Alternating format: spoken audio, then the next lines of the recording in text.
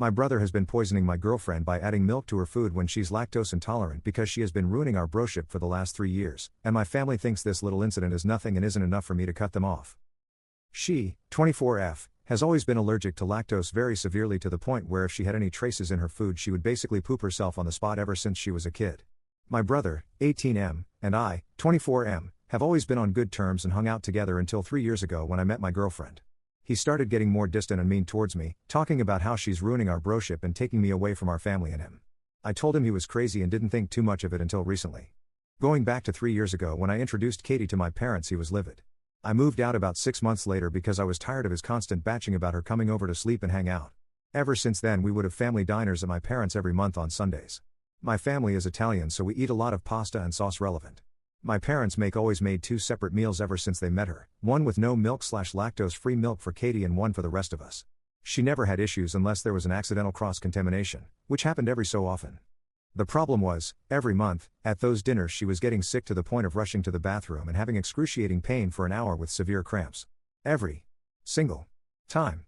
At one point I started refusing to go, and my parents kept insisting, so I gave it another try. It was fine for a few months and then it started yet again. This goes on/off for 2.5 years. I got really mad last week and got up in the middle of dinner and said to my parents, "Something is up and someone is messing with Katie's food." My parents go quiet and ask me why I would say that. My brother turns rather pale and stops smiling. I knew it was him. I confronted him and he started crying, saying he felt like he had to get payback at her for stealing away his big brother, that it wasn't fair. He said he was adding milk to the batch made for her and he had no regrets. I was absolutely livid. Katie was as well. She excused herself and asked me to drive her back to our place. It's been 3 months and she cut contact with my parents.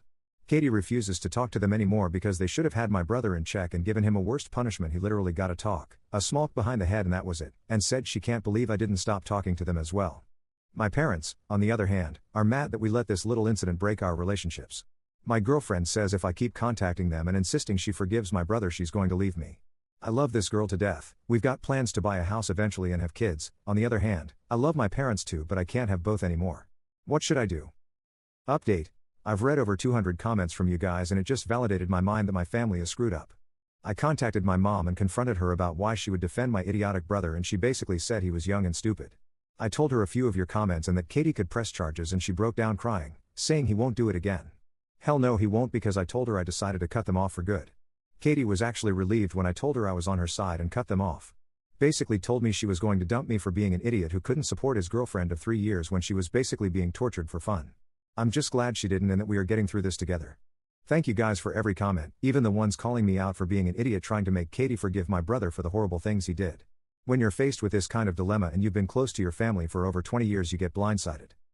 So me and Katie cut them out starting today, and we plan to move to the USA next year. We always wanted to live there, and finally be far away from them.